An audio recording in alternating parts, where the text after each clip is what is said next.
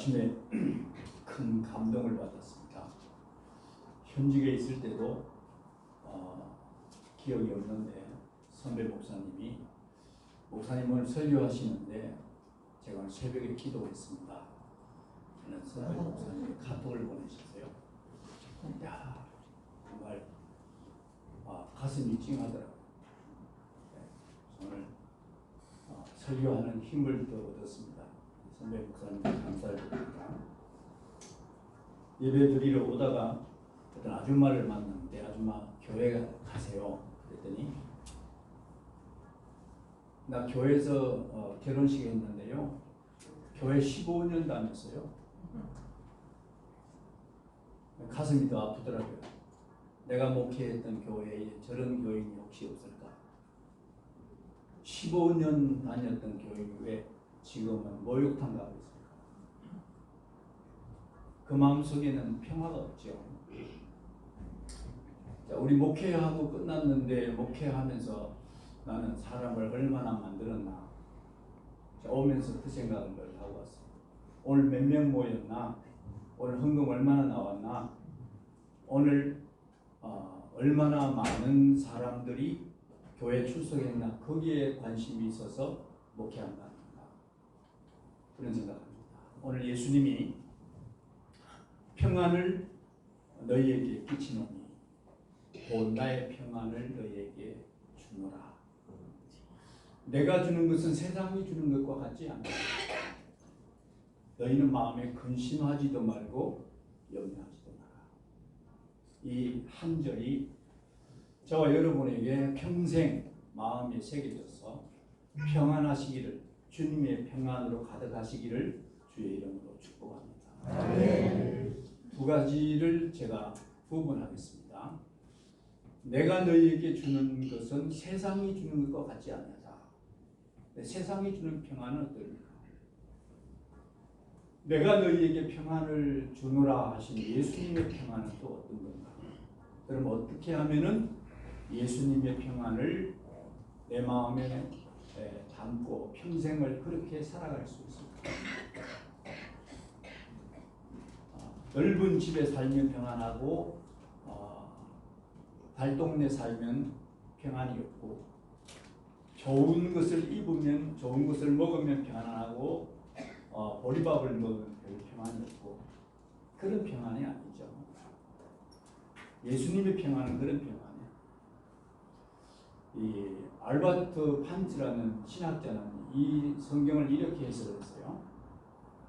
세상이 주는 평안은 권력과 부와 명예로부터 오는 것이다. 권력, 부, 명예, 이게 다 일시적이고 순간적이고 허무한 거죠. 우리가 잘 알고 있는 그 해밍웨이 같은 분은 얼마나 많은 재물을 가지고 명예를 가졌습니까? 누구를 위하여 종을 울리나? 무기여 잘 있거라. 우리가 많이 읽은 노인과 바다.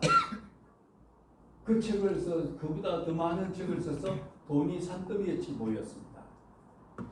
그러나 그는 허무와 불안에 못 이겨서 자기가 가지고 있는 총으로 자살하고 그 일생이 끝났습니다. 그런 평안이 없는 거죠. 그 재물이, 돈이 평안을 줄 수 없다는 것을 깨닫습니다. 우리가 잘 알고 있는 세계를 어지럽게 했던 히틀러, 이 막강한 권력을 가지고 그가 전쟁을 일으켜서 죽은 사람만 역사를 보면은 2,900만이 넘습니다. 무지무지한 폭력이죠. 폭군이죠. 그가 힘을 모아서 이제는 소련을 공격했어요. 소련을 공격하고 이 모스크바를 포위하고 있는 동안에 군사 물자가 떨어져서 후퇴하게 되고 결국은 독일로 돌아옵니다. 후퇴하고 베를린을 도리어 포위를 당해요. 그리고 그날 밤에 그 히틀러는 자기 벙커에서 자기 애인과 결혼식을 하고 거기서 자살하고 죽습니다. 권력자의 허무, 이거 왜 지금의 정치인은 모를까요? 우리나라에 그 비슷한 사람이 있습니다. 한명회라는 사람. 이 세조의 권력을 잇고 3대로 권력을 누렸잖아요. 그러나 자기의 사위인 성종에 의해서 그의 모든 권력이 다 허물로 돌아가는 걸 봅니다.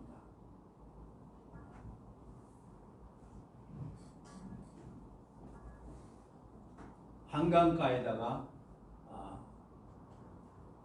정자를 짓고 압구정 정자를 짓고 서울의 압구정이 아직도 있죠.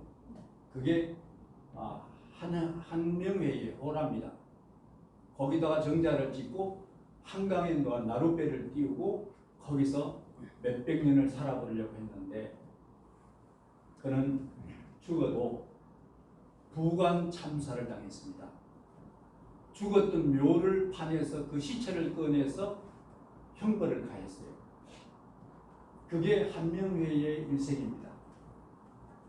이런 아주 권모술수에 능하고 꾀가 많고 아주 임기응변적인, 지금 우리나라에 그런 정치가가 있죠. 거짓말을 밥 먹듯이 하고 국민을 속이고 아주 권모술수가 능한 사람. 이런 사람은 왜 한명회 같은 역사가들 책을 안 읽어보나 모르겠어요. 왜 히틀러의 종말을 모르는가 모르겠어요. 이 부와 명예와 권세, 이것이 사람을 비참하게 하는 거죠. 그래서 예수님은 오늘 본문에 분명히 말씀하십니다. 내가 주는 것은 세상이 주는 것과 같지 아니하다. 여러분이 아시는 역사에 아주 소용돌이를 만들었던 장녹수, 장희빈, 장씨가 둘이라서 그렇습니다만은 이 사람들은 한 200년 차이예요. 200년 차이의 사람이지만은 장녹수는 연산군의 애첩이었죠. 그리고 그는 권력을 다 가졌습니다. 국모에 아주 천인으로 몸 팔고 살았던 여자였어요. 그런데 궁녀로 들어와서 왕비가 되고 그 권세를 누리면서 온갖 비참한 일들을 피비린내 나는 조선의 역사를 만들었습니다. 장녹수도 마찬가지죠. 장희빈도 마찬가지죠. 장희빈은 희빈이라는 이름을 얻었지만 원래 이름은 장경정이죠. 장옥정이죠. 근데 그 사람은 장녹수하고 아주 비슷해요. 그의 그 살아온 삶을 보면 그가 궁녀로 들어와서 국모가 되고 아들을 낳아서 아들이 왕자가 되고 그렇지 않습니까? 그러면서도 그가 마지막 처참하게 죽을 때에 그걸 보면은 우리도 이제 며칠 안 지나서 청와대 가겠습니다만은 청와대, 경복궁, 경회루 또 창경궁 그 옛날에 다 왕들이 살던 데 아닙니까? 가보시면 이 사람들이 살았던 삶을 시인이 지은 글 보면 이렇습니다. 구정궁궐 처마 끝에 한 맺힌 매듭녀가 눈물강 건너서 높은 뜻 걸었더니 그 다음에 부귀와 영화도 구름이 양강곳 없고 부귀와 영화 구름은 양 그리고 처참하게 그의 일생을 마치면서 우리에게 주는 교훈이 뭡니까? 세상의 권력과 부는 다 허무한 것이다. 지금도 많은 사람들이 이 헛된 부귀영화의 순간적인 것에 목숨을 걸고 현대 사회에서 젊은 청년들에게 최고의 가치가 뭐냐 사회 조사를 했더니 92%가 돈이랍니다. 가치관이 그렇게 변했어요. 성실하게 살고 정직하게 살고 바르게 사는 것이 가치가 아니라 돈이, 재물이 1순위가 되고 있어요. 그래서 예수님은 오늘 우리에게 내가 주는 평안은 세상이 주는 것과 같지 않아. 너희는 마음에 근심하지도 말고 두려워하지도 말라. 오늘 예배 시간을 통해서 평생 이 한 절을 마음에 담으시기를 주님의 이름으로 축복합니다. 내가 너희에게 평안을 주노니 그랬어요. 주님은 내가 너희에게 평안을 준다 그랬습니다. 주님이 우리에게 주시는 평안은 참 평안, 영원한 평안, 절대적인 평안이죠. 이 평안은 육신의 상황에 상관없이 오는 평안이죠. 저는 개인적으로 부이치치의 그 허그를 읽으면서 3번 읽으면서 참 많이 혼자서 울었습니다. 야, 팔다리가 없는 사람도 저렇게 평안할 수가 있구나. 우리나라에도 한 3-4번 왔죠. 교도소에 가서 강의를 하는데 그 모습을 봤습니다. 이 탁자에다 앉혀놔요. 앉혀놓은 거기서 강의를 하는데 교도소에 있는 그 수인들에게 이렇게 말합니다. 여러분 왜 여기 와 있습니까? 나를 좀 보세요. 내가 뭘 할 수 있습니까? 손발이 있습니까? 여러분 손발 다 가지고 왜 여기 와 들어앉아서 이렇게 있냐고. 그 중에는 양심의 가책을 깨닫고 눈물 흘리는 수인들도 있더라고요. 이 육신의 팔다리가 없다고 불안한 것도 아니고 불평한 것도 아니고 그는 예수님을 모시고 살기 때문에 세계를 다니면서 지금도 복음을 전하고 있는 사람입니다.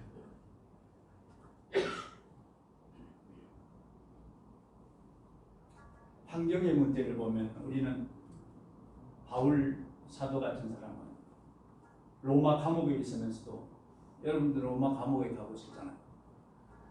지금 감옥하고는 다르죠. 그때는 이 흙 땅바닥인데 지하 감옥인데 거기서 어떻게 항상 기뻐하라. 내가 다시 말하면 기뻐하라 할 수 있을까? 그리고 그 기쁨이 어디서 오는 것인가? 그런 기쁨이 권력에서, 물질에서, 명예에서 오는 것인가? 그건 아니죠. 그가 가지고 있는 사도 바울이 가지고 있는 그 기쁨, 그 평안. 저는 아파트에 살아요. 아파트에 살면서 늘 기도할 때마다 감격한 것은 I'm the worst of them all. 나는 죄인 중에 개수라고 하는 사도 바울은 이런 집에 한 번도 살아오지 못했는데 이런 방에 한 번도 자보지 못했는데 나는 여기서 살 수 있구나. 저는 지금도 그걸 감사해요. 예수님이 주시는 참 평안을 가진 사람은 제가 초대교회의 선교사에 이런 내용을 봤습니다. 그때 박해받을 때 많은 분들이 산속으로 불속으로 숨어서 신앙생활 하지 않습니까? 그 잡히면은 죽는 거예요. 목사님 가족이 잡혔습니다. 13살짜리 딸, 15살짜리 아들, 사모님, 목사님 4식구가 잡혔는데 그때는 총알도 아까워서 교수형으로 목매달아 줍니다. 13살짜리 딸부터 불러냈습니다. 그러니까 13살짜리가 얼마나 무섭겠어요. 그래서 발발 떨면서 형리에게 끌려서 나가면서 엄마 나 무서워 하고 막 우니까 형리가 얘 엄마가 누구야? 그러니까 엄마가 나오면서 사모님이 이렇게 말합니다. 사랑하는 딸아, 예수님께 가면서 울면 안 돼.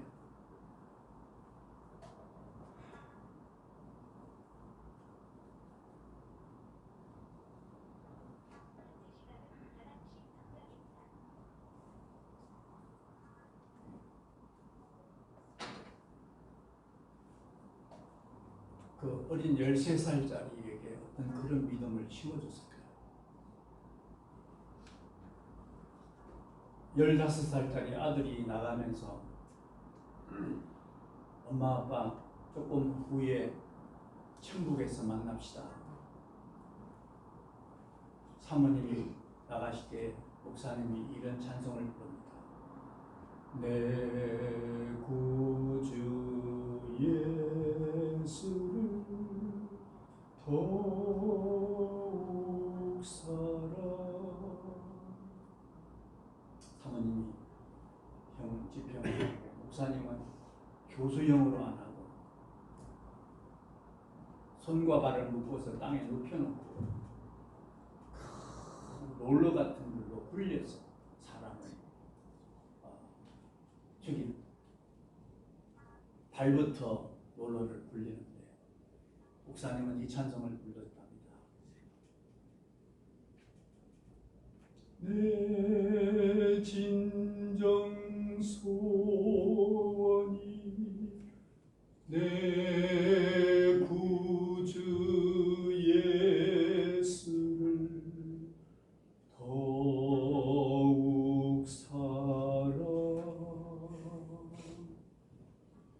발부터 점점 갈아 올라오는데, 그러면서 그 생애를 마치는데 그 기쁨이, 그 찬송이 그 상황에서 어떻게 나올 수 있을까요?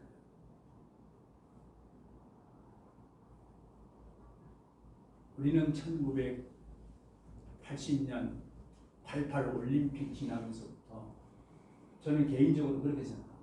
교회가 많이 세속화되었다고 봐요.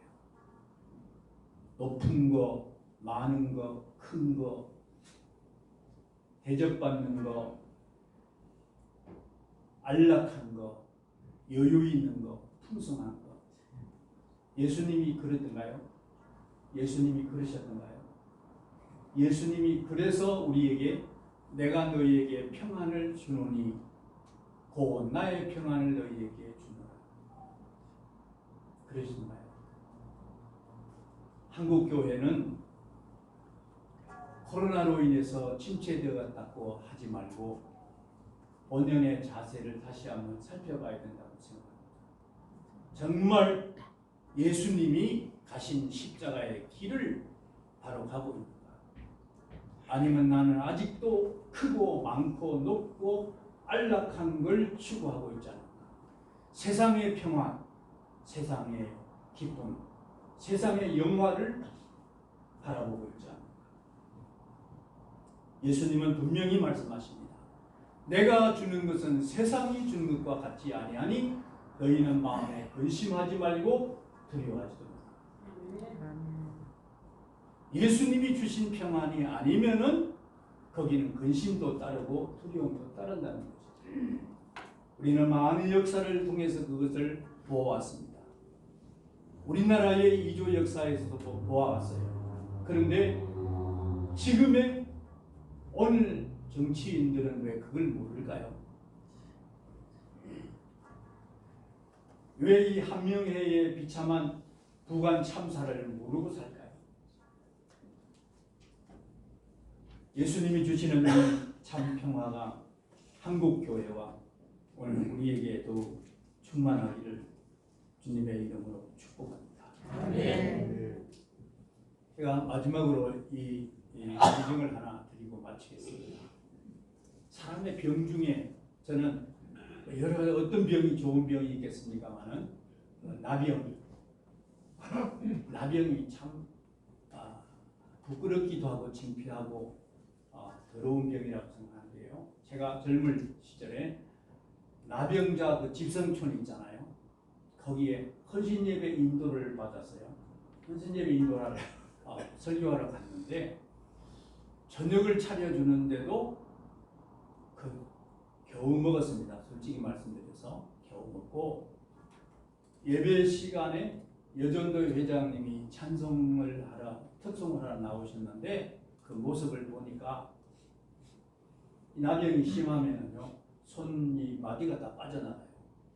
그리고 코가 좀 문드러지고 낮아졌다가 문드러지고 눈썹이 다 빠지고 막 얼굴이 이렇게 흉측해져요. 그 예전대 회장이 그런 모습인데 찬송을 부르는데 이 찬송을 부르는 거예요.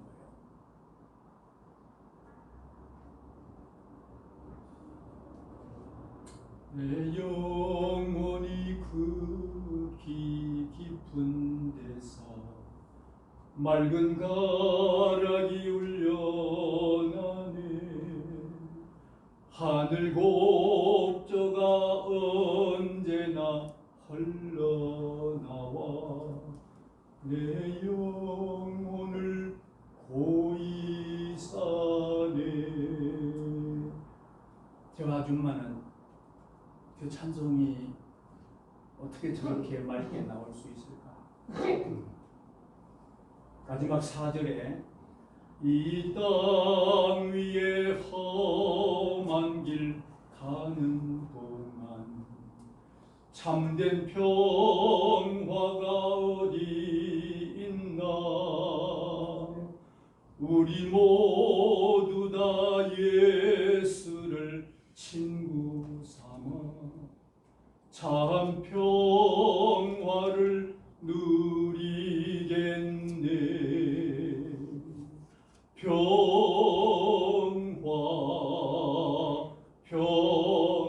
평화로다 하늘 위에서 내려오네. 그 사랑의 물결이 영원토록 내 영혼을 덮으소서. 아멘. 찬송을 부르는데 얼굴에는 눈물이 줄줄 흐르는데 그 얼굴 모습은 다 일그러졌어요. 저는 그 찬송을 듣고 지금까지도 이 찬송을 부르면 그 여전도 회장의 얼굴이 떠오릅니다. 저렇게 몸이 다 망가졌는데도 어떻게 저런 찬송을, 맑은 찬송을 부를 수 있을까? 저는 그 비결을 오늘 이 주님의 말씀에서 깨달았습니다. 내가 너희에게 주는 평안은 세상이 주는 것과 같지 않아. 세상이 주는 것은 건강하니까 평안하고 병들면은 불안하고 돈이 있으면은 평안하고 돈이 없으면은 불안하고 좋은 것을 가지면은 편안하고 없어지면 불안하고 그런 평안이죠. 예수님은 오늘 우리에게 말씀하십니다. 평안을 너희에게 끼치노니. 우리 성경이 이렇게 썼습니다. 번역을 했습니다만은 다른 번역을 하면은 평안을 너희에게 머물게 하노니, 있게 하노니, 곧 나의 평안을 너희에게 주노라. 내가 주는 것은 세상이 주는 것과 같지 아니하니 너희는 마음에 근심하지도 말고 두려워하지도 말라. 내가 아직도 두려움이 있고 근심이 있다면은 내가 주님께 물어봐야 되겠죠. 주님, 내 안에 계십니까? 주님 주시는 평안이 저에게도 있나요? 오늘 주님은 우리에게 분명히 말씀하십니다. 내가 주는 것은 세상이 주는 것과 같지 아니하니. 어떻게 이 평안을 가질 수 있을까요? 예수님 믿으면 이 평안이 있죠. 저는 우리는 목회하면서 저도 늦게 그것을 깨달았습니다. 예수님 믿으세요. 예수님 믿으세요. 예수님 어떻게 믿습니까? 예수님 영접하세요. 요한복음 1장에 보면은 영접하는 자, 곧 그 이름을 믿는 자들에게는 하나님의 자녀가 되는 권세를 주셨다고 했죠. 믿는다는 것이 나의 구원을 위하여 십자가에 죽으시고 부활하신 예수님을 온전히 신뢰하는 것, 온전히 신뢰하는 것, 그리고 내 삶을 맡기는 것. 교인들을 가르치고 목회하다 보면 제일 안 되는 것 중에 하나가 위탁입니다. 위탁. 맡기라고 했는데 안 맡겨요. 맡겨놓고도 또 걱정합니다. 위탁이 제일 안 돼요. 그게 왜 그랬을까요? 예수님을 신뢰하는 것이 그게 인격적으로 되지 않았기 때문에 그렇습니다. 예수님을 믿는다는 것은 예수님을 내가 인격적으로 온전히 신뢰하는 거예요. 완전히 받아들이는, 액셉트하는 거죠. 그리고 예수님을 주님으로 모셔드립니다. 예수님 내 인생의 주인이십니다. 나는 주님의 종입니다. 예수님을 구주로 영접하는 거죠. 그게 예수님을 믿는 겁니다. 믿는 내용이에요. 예수님은 나를 구원하신 구주십니다. 그래서 예수님을 구주로, 예수님을 부활하여 살아계신 그리스도로 모셔드립니다. 이것이 바로 예수님이 주시는 평안을 누리는 방법이고 비결입니다. 골로새 1장 20절에 보시면은 예수님은 십자가의 피로 평안을 이루시고 있습니다. 예수님이 다 이루어 놓으시기 때문에 우리에게 이 말씀하십니다. 평안을 너희에게 끼치노니 곧 나의 평안을 너희에게 주노라. 예수님이 주신 이 평안이 여러분과 여러분의 가정과 여러분의 일생, 우리 한국교회, 이 대한민국에 늘 충만하기를 축복합니다. 하나님 아버지, 우리에게 평안을 주신 것을 감사합니다. 이 평안이 일시적이고 현세적인 평안이 아니라 영원한 평안, 절대적인 평안, 주님이 주시는 이 평화를 누리며 하나님께 영광 돌리는 우리의 삶이 되도록 우리를 인도해 주시옵소서. 예수님 그리스도의 이름으로 기도드리옵나이다.